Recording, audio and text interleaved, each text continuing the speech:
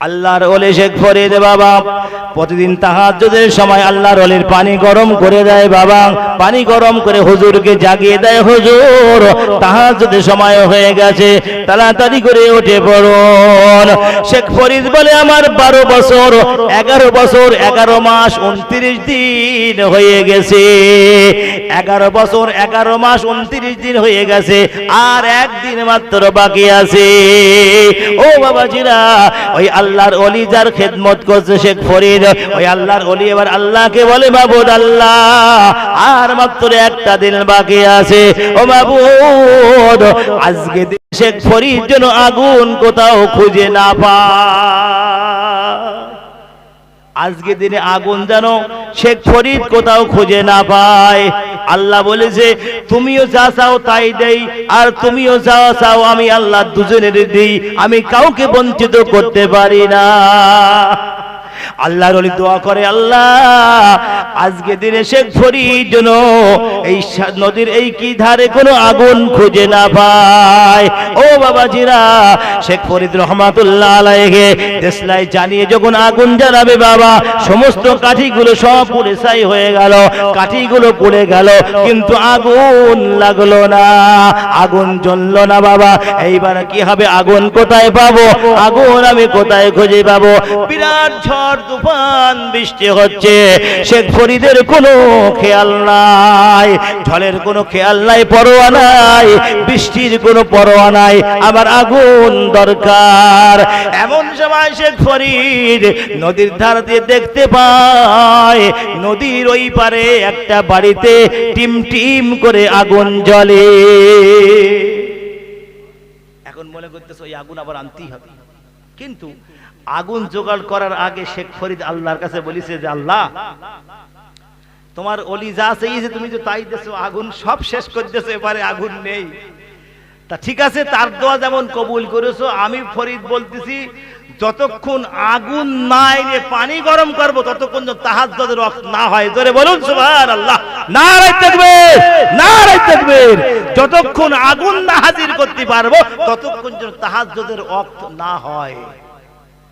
আল্লাহ বলতে এটাও রাজি, এটাও মঞ্জুর, কথা বলিছে সেটাও মঞ্জুর, তুমি যেটা বলেছো সেটাও মঞ্জুর। ঠিক আছে, আমি মঞ্জুর করলাম, যতক্ষণ তুমি আগুন না নিয়ে আসতে পারবে ততক্ষণ তাহাজ্জুদের ওয়াক্ত শুরু হবে না। তাই 10,000 বছর গেলেও যাবে, কিন্তু তাহাজ্জুদের ওয়াক্ত এরকমই থাকবে। যেমন নবীজি মেরাজে গেলেন কোন সময়? রাতের একটি অংশে, সামান্য সময়। আল্লাহ বলছে লাইলাম মিনাল মসজিদিল হারাম ইলাল মসজিদিল আকসা, রাতের একটি অংশে আমার নবীকে আমি মেরাজ করিয়েছি, ভ্রমণ করিয়েছি একটি অংশে, সামান্য সময়। হাকিকতে বলা হয়েছে নবী আমার মেরাজে যেতে আসতে 27 বছর সময় লেগেছে। একবার জোরে বলবেন না সুবহানাল্লাহ? 27 বছর। বেঈমানরা বলতেছে অসম্ভব, এটা হয় নাকি? হ্যাঁ, নবী মেরাজে যাবে, কম রাস্তা, এখান থেকে সিদরাতুল মুনতাহা 50,000 বছরের রাস্তা, জমিন থেকে সিদরাতুল মুনতাহা 50,000 বছরের রাস্তা গো। আর একটা রকেট, বৈজ্ঞানিক বলতেছে, ঐতিহাসিকগণ বলছেন জমিন থেকে যদি কোনো রকেট সেকেন্ডে তার গতি হতে হবে 50,000 কিলোমিটার, সেকেন্ডে তার গতি হতে হবে 50,000 কিলোমিটার। এইরকম রকেট যদি জমিন থেকে যায় সিদরাতুল মুনতাহায়, তার সময় লাগবে 30,000 বছর। রকেট বাস্ট হয়ে যাবে না, তেল মেল ফুরি একাকার হয়ে যাবে না, পৌঁছবে। কিন্তু আল্লাহ বলতেছে রাত আমার নবী যতক্ষণ না আমার দিদার করবে, জান্নাত জাহান্নাম দেখবে, সব কিছু অবলোকন করবে, ততক্ষণ তুমি এখন 2:10 এখানে স্টপ হয়ে যাও। আমার নবী ফিরে আসার পরে তুমি আবার 2:11 থেকে চালু হবে। একবার জোরে বলেন সুবহানাল্লাহ। আল্লাহ পারে না এরকম করতে? কথা বলেন, আল্লাহ পারে না? এই জন্য আল্লাহ প্রথমে সূরা বানী ইসরাঈলের প্রথমে বলেছে সুবহানাল্লাযী, সুবহান। এই সুবহান শব্দটা আমরা কখন ব্যবহার করি? আশ্চর্য জিনিস শুনলে বলি সুবহানাল্লাহ, আশ্চর্য কথা শুনলে বলি সুবহানাল্লাহ। আল্লাহ বলছে সুবহান, নিজের বান্দাকে, যে আল্লাহকে দুর্বলতা অক্ষমতা স্পর্শ করতে পারে না, ওই আল্লাহ নিজের বান্দাকে রাত্রের একটি অংশে ভ্রমণ করিয়েছেন মসজিদে হারাম থেকে বাইতুল মুকাদ্দাস, যার সফরকে আমি আল্লাহ করেছি বরকতময়। তাহলে শেখ ফরিদের কথাই কেন রাত থামবে না? নবীর উম্মত শেখ ফরিদ, নবীর উম্মত তো, আরে কথা বলেন আপনারা। শেখ ফরিদ নবীর উম্মত, নবীর জন্য রাত স্টপ করা হয়েছে, উম্মতের জন্যও রাত স্টপ করা হয়েছে। জোরে বলুন সুবহানাল্লাহ। নবী দাউদ আলাইহিস সালামের কথায় বাতাস শুনতো, দাউদের কথায় বাতাস চলতো, দাউদ আলাইহিস সালাম যেটা বলতো বাতাস সেটা করতো। এইবার দেখেন শেখ ফরিদের আগে আসতেছে, বাতাসও কথা শুনতে শেখ ফরিদের। কত বড় আল্লাহর ওলি, চিন্তা করেন কত বড় আল্লাহর ওলি। এখন আবার তো ওলির তো কোনো শেষ নেই, রাস্তাঘাটে ওলি, বাজারের দোকানে ওলি, কিন্তু এরা হচ্ছে ডিজিটাল ওলি। এরা কিন্তু হাকিকাতের ওলি না, ডিজিটাল ওলি। এদের কাছে যাইও না, বায়াত হইও না, খবরদার, তালি বলো সব শেষ হয়ে যাবে, আমল সব বরবাদ হয়ে যাবে। এমন আল্লাহর ওলির হাতে বায়াত হবে যাকে নিয়ে তুমি যাবে চিড়িয়াখানায়, বাঘের খাঁচা খুলে দেবে, ঢুকিয়ে দেবে ভেতরে, বাঘে গা চাটবে, পা চাটবে, বার হয়ে বায়াত হবে, বলে হ্যাঁ ইনি আল্লাহর ওলি। আর যদি মনে করে যাক, বাঘ মনে করবে আল্লাহ এরে আমি পেয়েছি, এক সপ্তাহ খোরাক আমার ঘুষে গেল, এরে আমি পেয়েছি এক সপ্তাহ খোরাক ঘুষে গেল, ওর মাথা কল্লা আগে ধরবে বাঘে। কেমন ওলি, চিড়িয়াখানায় নেগালি বোঝা যাবে কত বড় আল্লাহর ওলি। এখন যদি আপনি বলেন হ্যাঁ পীর হতে গেলে কেরামতি দেখাতে হবে, পীর আবার পীরের কি কেরামতি? আরে পীর হবা কেরামতি দেখা মানে? মুজাদ্দেদুল জামানের ইতিহাস পড়ে দেখো, কেরামতি তো কেরামতি, কত কি দেখিয়েছে, মানুষ বিশ্বাস করতে বাধ্য হবে। একবার জোরে বলুন সুবহানাল্লাহ। যথারীতি শেখ ফরিদ, সময় নেই, শেখ ফরিদের কথা বলি, দোয়া করব ইনশাআল্লাহ, বুঝতে পারছেন তো? শেখ ফরিদ রহমাতুল্লাহ আলাইহি আগুনের জন্য তালাশ করলেন, বার হলেন নদীর ধারে। এবার নদী পার হবে কি করে? কাছে তো কিছু নেই। দেখে নদীতে দূর থেকে দেখতে পাচ্ছে ওরা কলার ভেলা, কলা গাছ যেন ভেসে যাচ্ছে। তা কাছে এসে দেখে কলা গাছ না, মানুষ মরে ভেসে যাচ্ছে। তা ওদেরকে ভেলা মতন বানিয়ে জামা দিয়ে বেঁধে যাই হোক নদীর ওপারে চলে গেছে। কারণ আগুন দরকার হচ্ছে, আগুন প্রয়োজন হচ্ছে, আগুন। এখন গিয়ে দেখে সেই বাড়িতে টিম টিম করে আগুন জ্বলতেছে। ওই বাড়িতে গিয়ে সালাম দিয়েছে, সালাম দিলে ইহুদি মহিলা তার সালামের কি আর উত্তর দেবে, ও কি জানে? ওই বাড়ির সামনে গিয়ে বলে আম্মা জান ভিতরে কে আছেন মা, আমাকে একটু আগুন দেবেন, আমি শেখ ফরিদ, আমার একটু আগুনের প্রয়োজন। ওই সময় মহিলা বার হয়ে বলে কে যুবক, তোমাকে তো আমি চিনি না, আগুন দিতে পারি একটাই শর্ত। বলে কি শর্ত? তাড়াতাড়ি করে বলো। বলে আমার সঙ্গে তোমার জিনা করা লাগবে। শেখ ফরিদ বলেছিল আম্মা জান আমি আমাকে আপনাকে মা বলেছি, আপনি এমন কথা কিভাবে বলতে পারেন? ওই সময় মহিলা বলেছিল, শেখ ফরিদ বলে আম্মা জান আপনি আল্লাহ অসন্তুষ্ট হয় এমন কোন কাজ বাদ দিয়ে আপনি আমার কাছে যা চাইবেন আমি শেখ ফরিদ তাই দিতে রাজি আছি। ওই সময় মহিলা বলে শেখ ফরিদ তোমার চোখ দুটো সুন্দর দেখতে, একটা চোখ কি আমাকে তুলে দিতে পারবে? ও বাবাজিরা আর দেরি করলেন না বাবা। শেখ ফরিদ তার বাম চোখখানা আঙুল দিয়ে বার করে ওই মহিলার হাতে দিয়ে দিলেন। ওই মহিলা বলে বাবা কার সন্তান তুমি? তোমার মনে এত মায়া, তোমার মনে এত আল্লাহর ভয় আছে, কার সন্তান তুমি? ও বাবাজিরা শেখ ফরিদের কাণ্ড দেখে মহিলা বেহুশ হয়ে মাটিতে পড়ে যায়। শেখ ফরিদের চোখ দিয়ে ঝরঝর করে রক্ত বার হয় বাবা, ওদিকে শেখ ফরিদের কোনো খেয়াল না, রক্ত পড়তেছে কিন্তু ওসব স্মরণ নেই। মনে হচ্ছে ওই আগুন নিয়ে যেতে হবে, আর কোনো গল্প নেই, যা হয় হবে, আগুন নিয়ে যেতে হবে। এখন মহিলা হুঁশ ফিরলে বলছে আম্মা জান তাড়াতাড়ি আপনি উঠুন, একটু আমাকে আগুন দিন তাড়াতাড়ি। তাড়াতাড়ি মহিলা একটু আগুন দিল, আগুনের ধরো একটা লম্ব ধরিয়ে দিল, লম্ব নিয়ে যেতে যেতে বাতাস এসে সে আবার লেবে গেছে। জোরে বাতাস হাওয়া আইছে, বাতাস লম্ব আবার লেবে গেছে। যা খোদা এ কি মুসিবত, আবার ফিরে গেছে। বলছে আম্মা আমার সে আগুনটা লেবে গেছে, আর একটু আগুন দেন না। মহিলা বলছে আর একটা চোখ দিতে হবে। কি বলছে? আর একটা চোখ তোমাকে দিতে হবে। দেরি করলো না, সঙ্গে সঙ্গে আর একটা চোখ তুলে ওই মহিলার হাতে দিয়ে দিল। দুটো চোখ উবলে দিল মহিলার হাতে, দিয়ে আগুন নিয়ে যাচ্ছে, বলতেছে এই বাতাস খবরদার আমার আগুন যেন নিভাবি না। জোরে বলুন সুবহানাল্লাহ। ওই সময় শেখ ফরিদ বলেছিল বাতাস এবার যদি আমার আগুন নিভিয়ে দেশ কিয়ামতের ময়দানে কঠিন মাহশরে আমার আল্লাহর সামনে তোর আসামির কাঠগড়ায় দাঁড় করাবো। ওরে বাতাস যত জোরে বাতাস হোক না কেন আমার আগুন যেন না লেবে। ওরে বাতাস এত জোরে সাইক্লোন চলে আয় আমি শেখ ফরিদ আমাকে উঠিয়ে নিয়ে নদী পার করে দে, কোনো সমস্যা নাই, খবরদার আমার আগুন যেন না নেবে। ও বাবাজিরা আমার, আল্লাহর ওলি শেখ ফরিদ রহমাতুল্লাহ আলাইহি কত বড় আল্লাহর ওলি। আর আমরা যেখানে সেখানে বায়াত হয়ে যাই, যেখানে সেখানে হাত লম্বা করে দেই, হুজুর আমার বায়াত করেন। ওরে বাবা হুজুর সেনার আগে একবার চিড়িয়াখানায় নিয়ে যান, হুজুর সেনার আগে একবার সুন্দরবনে নিয়ে যান, কেমন হুজুর পরীক্ষা করেন তারপরে তার হাতে বায়াত গ্রহণ করে। কেমন ওলি আগে পরীক্ষা করবে। টুপি আর বড় জুব্বা গায়ে দিলে সবসময় সব হুজুরকে মানা যাবে না, বুঝতে পারতেছেন তো? হুজুর এখন মানতে গেলে ভেবে চিনতে জেনে শুনিয়ে ভালো করে মানতে।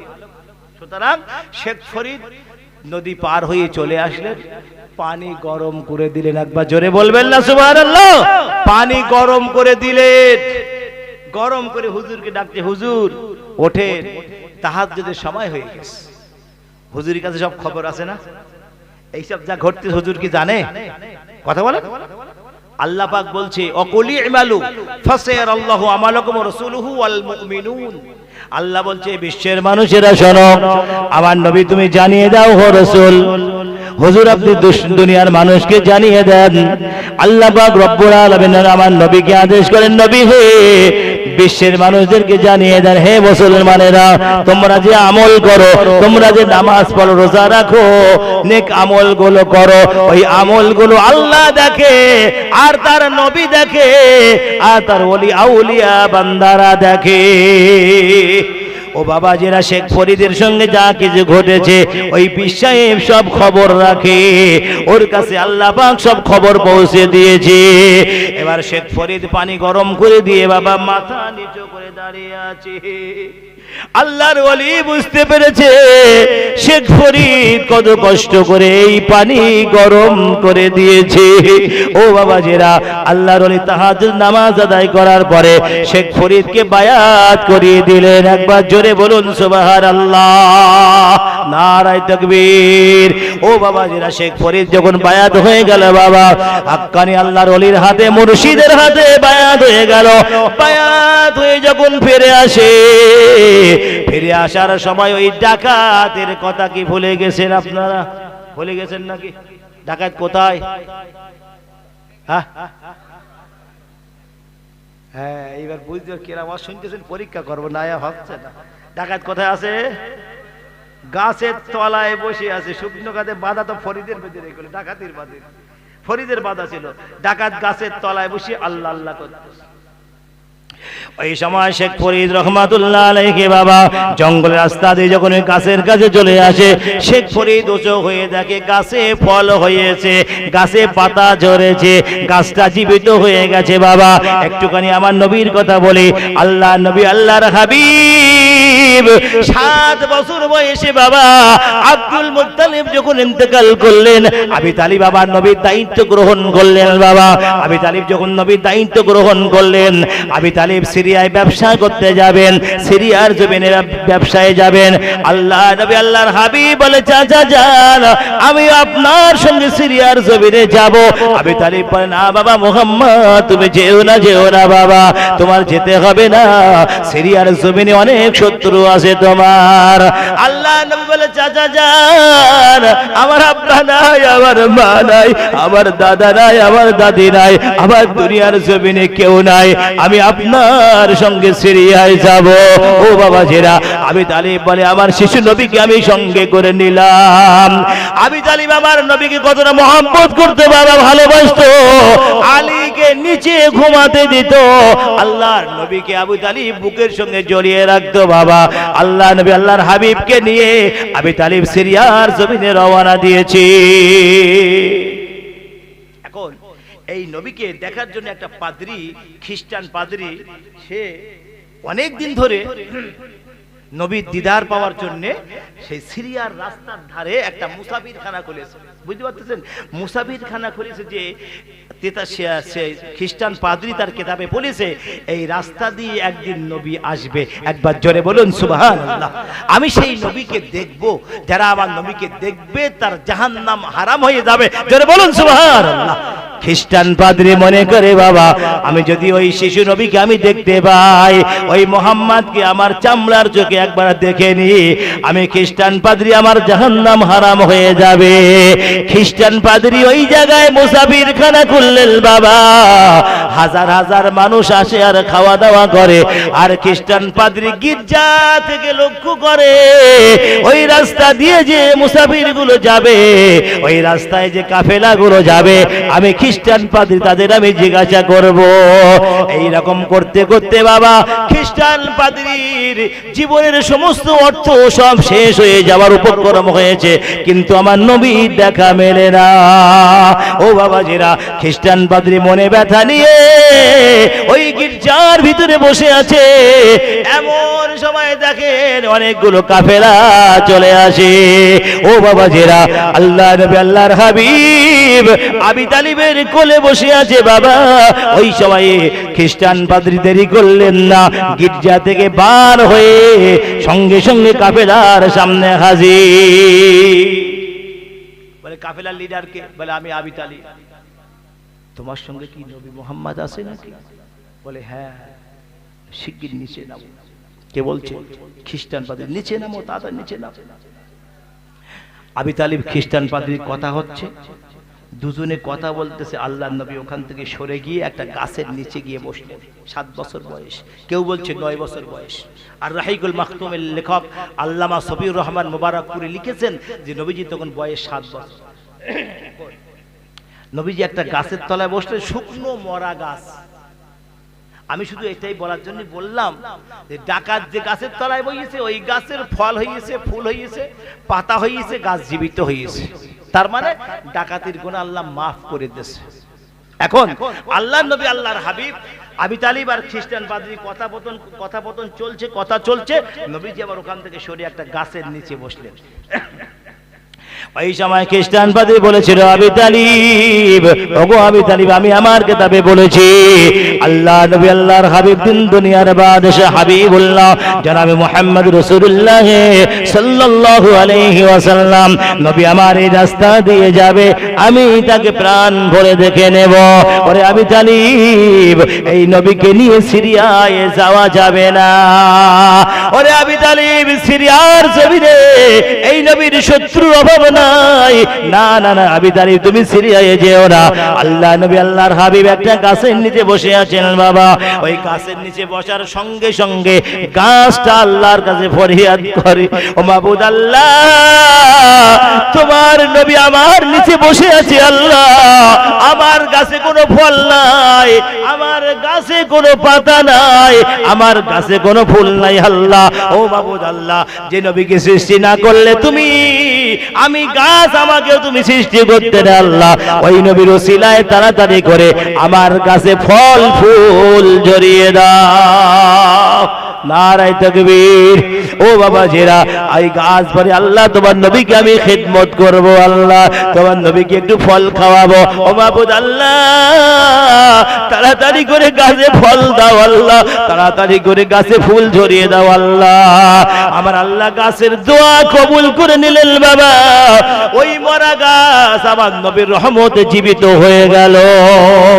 আমার নবীর রহমতে ওই গাছে ফুল ধরে গেল বাবা। কিছুক্ষণের মধ্যে ফল জন্ম নিল, ওই গাছের ফল জন্ম হয়ে গেল। ওই সময় গাছে ফল হওয়ার পরে আবি তালিব বলে, মুহাম্মদ বাবা, তাড়াতাড়ি করে আমার কাছে চলে আসো। গাছে ফল ফুল হয়েছে কিন্তু খিদমত করতে পারলো না গাছ আমার নবীকে। আবি তালিব ডাক দিলেন, নবীজি আমার উঠে চলে আসলেন। চলে এসে চাচার কাছে আসলেন, মুসাফিরখানায় ঢুকলেন, খাওয়া দাওয়া করলেন। খ্রিস্টান পাদ্রী বলছে, আবি তালিব, তুমি কিন্তু খবরদার এই নবীকে নিয়ে সিরিয়ায় যাবে না, যাবে না নবীকে নিয়ে। তাহলে আবি তালিব বলছে, হে খ্রিস্টান পাদ্রী, এই মাল সামানা সব কোথায় বিক্রি করব আমি? কোথায় নিয়ে যাব? এগুলো নষ্ট হয়ে যাবে সব। ও বাবা জিরা আমার খ্রিস্টান পাদ্রী বলে আবু তালিব না না না, তোমাদের মালের কোনো ক্ষতি হবে না, তোমাদের মালে পছন্দ ধরবে না। আবু তালিব, তোমার সঙ্গে যে নবী আছে ওই নবীর ওসিলায় তোমাদের কোনো ক্ষতি হবে না। আমার মুসাফির খানার ধারে বসে সমস্ত মালগুলো বিক্রি করে ফেলো। ও বাবাজিরা, আবু তালিব বলে আমি মুসাফির খানার পাশে দোকান লাগিয়ে দিলাম, আমার সমস্ত মালগুলো সব আল্লাহর হুকুমে বিক্রি হয়ে গেল। ও বাবা জিরা, আবার আবু তালিব বলে হে বিশ্বের মানুষেরা, আমার শিশু নবীকে নিয়ে যখন আমি মক্কার জমিনে ফিরলাম, মক্কার জমিনে হাজির হয়ে গেলাম, মক্কার জমিনে আসার পরে আমার নবীকে নিয়ে আমি একটু বসলাম। রব্বুল আলামিন আল্লাহ, এই ব্যবসায় কত টাকা আমার লাভ হয়েছে। আবু তালিব বলেছিল হে বিশ্বের মানুষেরা, আমার শিশু নবীর ওসিলায় আমার সারা জীবনে এত লাভ আমি কোনোদিন করতে পারিনি যত লাভ আমি এইবারে করেছি। তাহলে নবীর ওসিলায় গাছে মরা গাছ জীবিত হলো, তাহলে তার উম্মতের কেন হবে না? বিশ্বাস না অবিশ্বাস করার কোনো জায়গা আছে? অবিশ্বাস করার কোনো জায়গা আছে? কথা বলেন না কেন? কোনো অবিশ্বাসের জায়গা নাই। নবীর জন্য, নবীর ওসিলায় গাছে ফল হলো, ফুল হলো, পাতা হলো, গাছে মরা গাছ জীবিত হলো। আর এদিকে শেখ ফরিদ বলতেছে ডাকাত গাছের তলায় বসে ইবাদত করতেছে, আর তার গাছে ফল ফুল পাতা গাছটা জীবিত হয়ে গেছে। শেখ ফরিদ তো দেখি অবাক, বলি হারা তুই কি করেছিস, কি আমল করেছিস, তোর গাছে ফল ফুল হয়েছে? হুজুর আমি দেখি। কে বলছে? ডাকাত। শেখ ফরিদ দেখি না আগে? হ্যাঁ গাছে সব ঠিক আছে। বলে হ্যাঁ গাছে ফল ফুল কিছু হয়েছে? হুজুর আমি দেখি। তুই কি আমল করেছিস রে? হ্যাঁ কি পড়েছিস? কেন হুজুর? বলি না তুই বল, মনে হচ্ছে কোনো মারাত্মক আমল করেছিস তুই একটা। শেখ ফরিদ তো বুঝতে পারতেন যে গাছে এত তাড়াতাড়ি ফল ফুল হলো, জীবিত হলো, তার মানে মারাত্মক কিছু একটা ঘটেছে, নাইলে এত শিগগিরই তো গাছে ফল ফুল হবে না। বুঝতে পারতেছেন কিছু একটা ঘটেছে। তখন বলতেছে হুজুর ঘটনা একটা ঘটিস, আপনার সঙ্গে বলতে আমার ভয় লাগছে, যদি আবার বকেন, যদি আবার বলেন এখনো বসতে হবে, ওই জন্য হুজুর বলতে চাচ্ছি। বল কি হয়েছে? বলে হুজুর এই এলাকায় একটা মহিলা আছে, সেই মহিলাকে বিবাহ করার জন্য একটা ছেলে বারবার প্রস্তাব দেয়, কিন্তু মহিলাটা রাজি হয় না। তখন ওই মহিলা একদিন নামাজে দোয়া করতেছে যে আল্লাহ, যদি আমার ইজ্জত সম্মান আমার বাড়ির লোকজন না বাঁচাতে পারে তুমি আমাকে উঠিয়ে নাও আল্লাহ। এই মহিলা দোয়া করলো, আল্লাহ তার দোয়া কবুল করলো, মহিলা ইন্তেকাল করলো। এখন মহিলা মারা গেলে কবর দেওয়া হয়েছে। কবর দেওয়ার পরে ওই বেয়াদব যার যে ওকে চেয়েছিল মহিলাকে, সেই বেয়াদব কবর খুঁড়তেছে, কবর খুঁড়তেছে। এখন শেখ ফরিদ ওই ডাকাত দূর থেকে দেখতেছে, তাই তো কবর খুঁড়ে কেন? একটু আগে একজন কবর দিয়ে গেল, আবার ও কবর খুঁড়তেছে কেন? কেসটা কি? কাছে গেছে কি একটা গাছের উপর বসে দেখতে, দেখিও কি করে। তো কবর খুঁড়ে মহিলাকে বার করেছে, তার মানে ওই মহিলার সঙ্গে জেনা করার ইচ্ছা ওই বিয়াদবের। আর ডাকাত গাছে বসে দেখতে পাচ্ছে, বলে তোর রেহাই নেই, তুই এত বড় অন্যায় করবি? বলি গাছের থেকে লাভ মেরে এক কোপে দুখণ্ড, এক কোপে দুখণ্ড করে দিল, দিয়ে মহিলাকে আবার কবরে দাফন করে আবার এসে ধ্যানে বসে গেছে। বুঝতে পেরেছেন? এখন এই কাজটা আল্লাহর বড় ভালো লেগেছে, জোরে বলবেন না সুবহানাল্লাহ। ইনি হচ্ছেন কুতুবউদ্দিন হযরত নিজামউদ্দিন আউলিয়া রাহমাতুল্লাহ আলাইহি। বাবা এই ডাকাত কোন সাধারণ ডাকাত নয়, এই ডাকাত ছিল নিজামউদ্দিন আউলিয়া হয়ে গেল।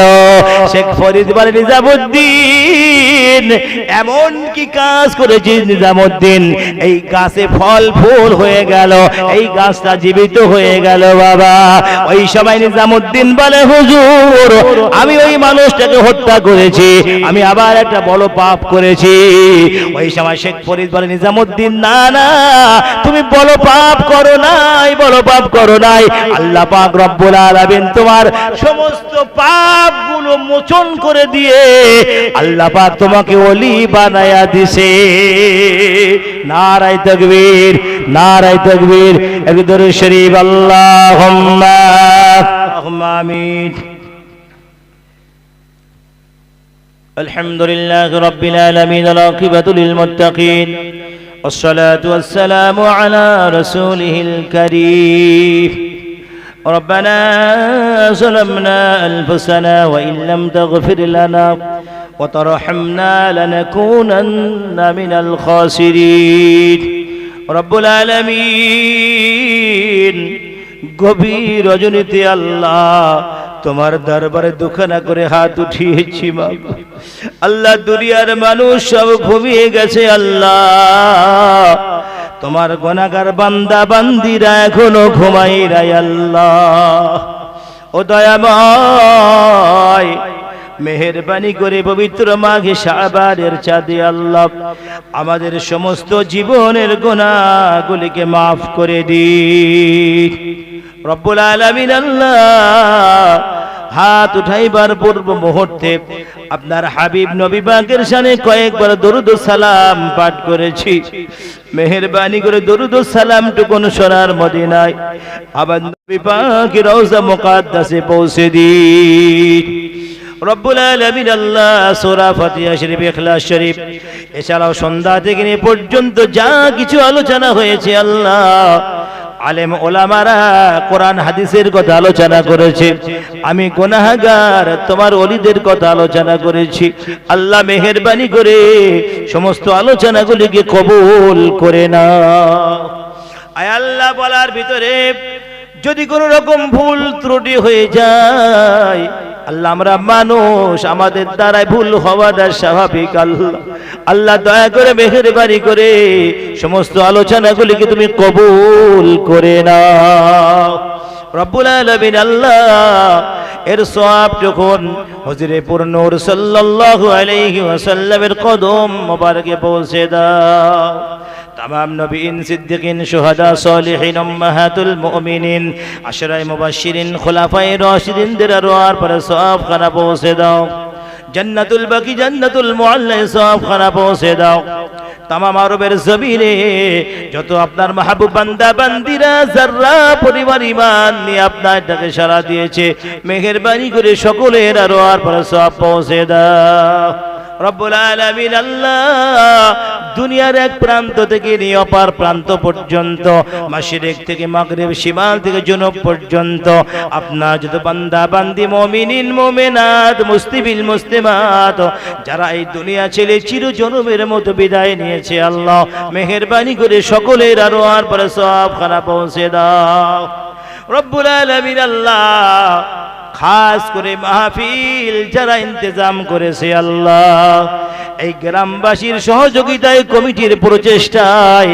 এই মাহফিল যারা কায়েম করেছে আল্লাহ আর শোনার জন্য যারা এসেছে মাবুদ কিয়ামতের ময়দানে কঠিন মাহশরে এই মাহফিলটা আমাদের সকলের জন্য নাজাতের জরিয়া বানিয়ে দিও আল্লাহ রব্বুল আলামিন এখানে বসে যারা আমরা হাত উঠিয়েছি মাহবুব আল্লাহ অনেকের আব্বা নাই অনেকের জনম দুঃখীর মা নাই ও মাবুদ আল্লাহ তারা কবরের বাসিন্দা হয়ে গেছে আল্লাহ অনেকের দাদা দাদি নাই অনেকের নানা নানি নাই অনেকের সন্তান দুনিয়ায় নাই কারোর ভাই নাই কারোর বোন নাই অনেক আম্মা জানের স্বামী নাই আবার অনেকের স্ত্রী দুনিয়ার জমিনে নাই ও মাবুদ আল্লাহ দয়া করে মেহেরবানি করে মাবুদ আল্লাহ যারা কবরস্থ হয়েছে যারা কবরবাসী হয়েছে আল্লাহ তাদের জীবনের গুনাহগুলিকে maaf করে দিন ও রব্বুল আলামিন তাদের কবরগুলোকে জান্নাতের বাগান বানায়া দিন ও রব্বুল আলামিন আল্লাহ আমাদের মাতা পিতাদেরকে ক্ষমা করে দাও আল্লাহ আল্লাহ আমাদের মা বাবাদের ক্ষমা করে দাও আল্লাহ রব্বুল আলামিন মা বাবা কি যিনি সন্তানদের বোঝার তৌফিক দাও আল্লাহ রব্বুল আলামিন আমার আম্মা জানেরাও হাত উঠিয়েছে জানি না যার কার মনে কি আশা আছে আল্লাহ তুমি আলিমুল গায়ব তুমি সামিউম বাসীর তুমি আলিমুম বিদাতিস সুদূর রব্বুল আলামিন তুমি অন্তরের খবর রাখো আল্লাহ আমার মা বোনেরা যে নিয়াত নিয়ে হাত উঠিয়েছে আল্লাহ সকলের নিয়াতকে তুমি কবুল করে নাও আল্লাহ আমার মা বোনদেরকে নামাজি বানাও আল্লাহ মা বোনদের নামাজি বানায়া দাও আল্লাহ আমাদেরকেও নামাজি বানাইয়া দাও আয় আল্লাহ পাককে নামাজি না বানাইয়া মসজিদের খাটিয়া বাড়িতে পাঠাইও না মাবুদ ও মাবুদ আল্লাহ পাক্কা মুমিন মুসলমান না বানাইয়া আজরাইলকে বাড়িতে পাঠাইও না। রব্বুল আলামিন আল্লাহ আমি গুনাহগার, আল্লাহ মাহফিলে অনেক বুজুর্গ মানুষ বসে আছে, আল্লাহ ওয়ালা মানুষ বসে আছে। ও রব্বুল আলামিন মেহেরবানি করে যার হাত তোমার পছন্দ হয় আল্লাহ তার হাতের ওসিলা করে আমাদের সকলের দোয়া কবুল করে নাও। ربنا تقبل دعائي ببركة النبي صلى الله عليه وسلم سبحان ربك رب العزة عما يصفون وسلام على المرسلين والحمد لله رب العالمين وجعل آخر كلامنا عند الموت لا إله إلا الله لا إله إلا الله لا إله إلا الله محمد رسول الله صلى الله تعالى عليه